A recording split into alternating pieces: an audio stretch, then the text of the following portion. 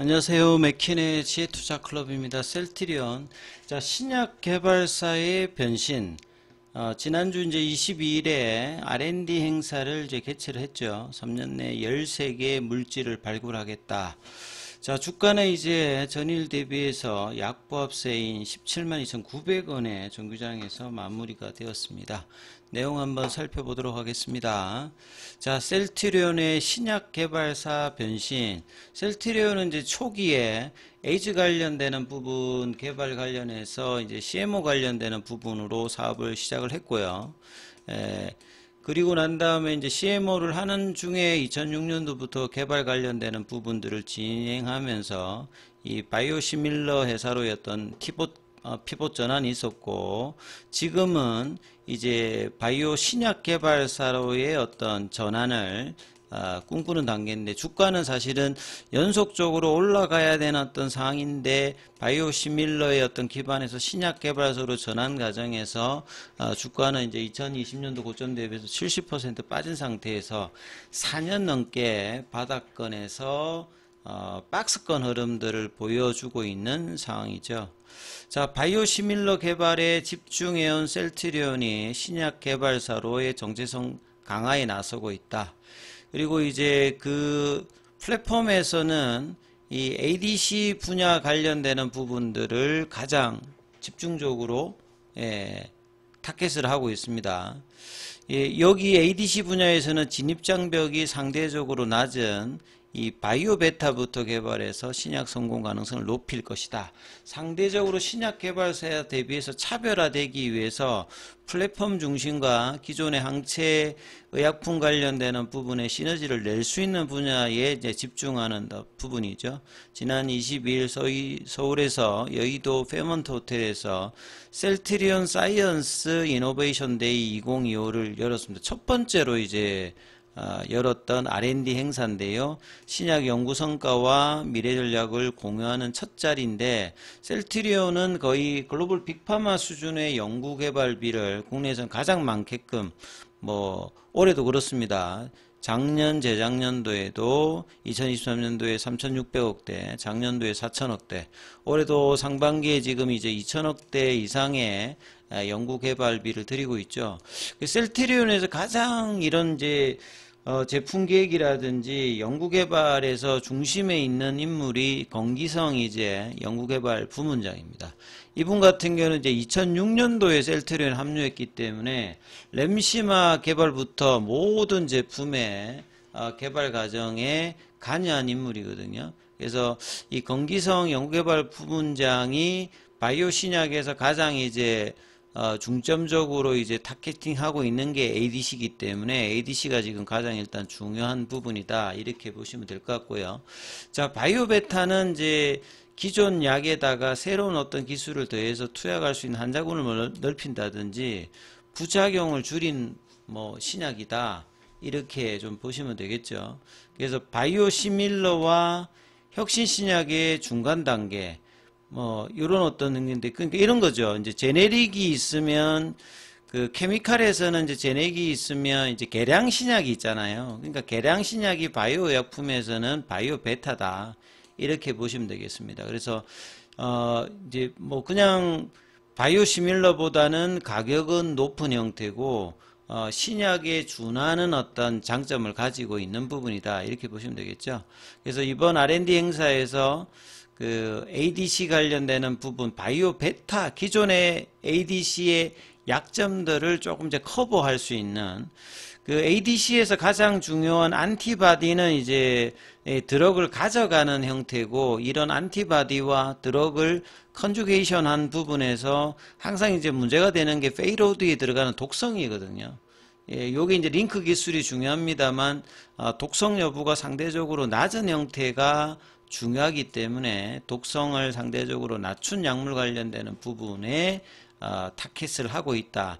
그리고 28년도까지는 13개 신약 파이프라인을 확보하겠다, 이렇게 지금 선언을 했습니다.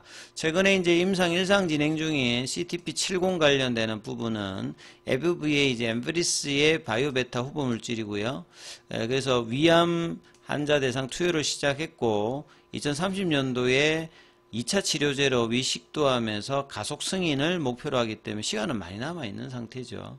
그 다음에 이제 CTP71 관련되는 부분은 IND를 이제 받아서 일상 진입을 앞두고 있는 상태고, CTP73 같은 요건 이제 다 이제 신약 후보 파이프라인인데, IND 이제를 받을 예정이다. 그래서 대부분 다 임상 초기 어떤 단계니까 뭐 중간 발표라든지 이런 부분들이 나왔을 때 이제 신약 개발사로의 어떤 정책성 변화라든지 주가에도 이제 이 부분이 반영되겠습니다만 아직 시간은 좀 더 필요한 부분이고, 이 외에 이제 이중 특이적인 ADC와 여러 약물을 조합한 듀얼 페이로드 ADC도 개발 관련되는 부분에 이야기를 하고 있다. 그래서 이제 R&D 관련되는 부분, 행사 관련되는 부분, 이 부분이 이제 건기성 연구개발 부문 첫 번째 이제 세션에서 발표를 했다라고 봐야 되겠죠. 그래서 ADC 관련되는 부분이 N02 이후에 N02가 이제 블록버스터로 10조 가까이 이제 팔리고 있기 때문에 이 부분에 이제 셀트리온도 시너지 효과를 낼 수 있기 때문에 CTP70, 71, 73 관련되는 부분 이야기를 하고 있고, 이제 이중특이적 ADC라든지 듀얼 페이로드 관련되는 부분, 이 부분들이 이제 ADC 시장의 확장과 더불어서 이제 개발 관련되는 전략을 발표했다, 이렇게 봐야 되겠죠. 그래서 여기에 이제 R&D 행사에 참여한 연올의 이제 현대차증권 애널리스트 같은 경우에는 셀트리온의 신약 개발 전략을 명확히 알 수 있는 자리였다, 이렇게 평가를 하고요. 평소에 이제 궁금한 부분에 대해서 구체적인 설명을 들을 수 있어서 셀트리온의 ADC 신약 개발 방향성을 확인할 수 있는 좋은 게 있다, 이렇게 이제 평가를 하고 있습니다. 그리고 이제 서진석 대표이사 같은 경우에는 오랜 기간 항체 분야에서 쌓은 셀트리온의 자체 경험과 노하우, 그러니까 ADC에서 요 안티바디 관련된 항체 관련되는 부분이 셀트리온의 이제 경험이나 노하우가 있기 때문에 드럭 관련되는 부분들만 이제 그 다음에 링크 기술만 이렇게 피노바이오와 협업을 한다든지 이렇게 해서 신약 개발 속도를 높이려고 하는 전략이거든요. 그러니까 보통 이제 신약 개발하는데 10년에 자금도 많이 들기 때문에 플랫폼 기술을 통해서 신약 개발의 어떤 속도를 높이는 어떤 전략들인데, 이 부분들이 아직 시장에서는 크게 이렇게 영향을 주고 있지는 않는 상황입니다. 그래서 어느 정도 이제 중간 결과 정도 발표가 이제 나오면 이제 이런 부분들이 신약 개발사로의 리레이팅이 이제 향후에 장기적으로는 나타날 수 있겠죠. 그리고 이제 이번 한미 정상회담에 이제 제약바이오 쪽에서 유일하게 이제 참여한 서정진 회장입니다. 서정진 회장이 1957년생이거든요. 그러니까 지금 60대 후반의 이제 나이로 이번 이제 한미 정상회담에 경제사절단에 유일하게 지금 제약바이오 기업 중에서는 참여했고, 그리고 셀트리온 같은 경우에는 미국 매출이 1조가 넘고요. 그 다음에 이제 중요한 게 이제 10월 달에 미국 내 주요 이제 제약사 클러스터에 위치한 바이오약품 생산 공장 인수 입찰 관련되는 부분, 그 다음에 이제 10월 정도에 본계약 관련되는 부분 일정을 앞두고 있는 부분이니까 이번 경제사절단 참여도 의미가 있다라고 봐야 되겠죠. 북미 매출액이 작년도에 1조가 넘었고요. 그래서 북미 지역 차지하는 비중이 33%고, 이 관세 관련되는 우려를 근원적으로 해결하기 위해서 재고 관리라든지 그 다음에 이제 공장 인수 관련되는 부분이 있고요. 그 다음에 결국 이제 진펜트라가 얼마만큼 팔려지느냐. 작년부터 올해 2분기까지는 큰 비중이 매출에서 차지하고 있지 않습니다만, 내년부터는 3년차에서는 본격화되는 부분들이 기대감이 또 여전히 있고요. 그래서 3분기의 어떤 실적 기대감도 여전히 좀 있는 상태다, 이렇게 봐야 되겠죠. 자, 공매도 쪽에서는 오늘 39,000주 정도 거래가 되었고요. 8월 22일 지난주 금요일 기준으로 공매도 순보유 잔고는 406만 주대고요. 오늘 대차거래 관련되는 부분들은 상한보다 체결이 2배 이상 많은 모습을 보여주고 있습니다.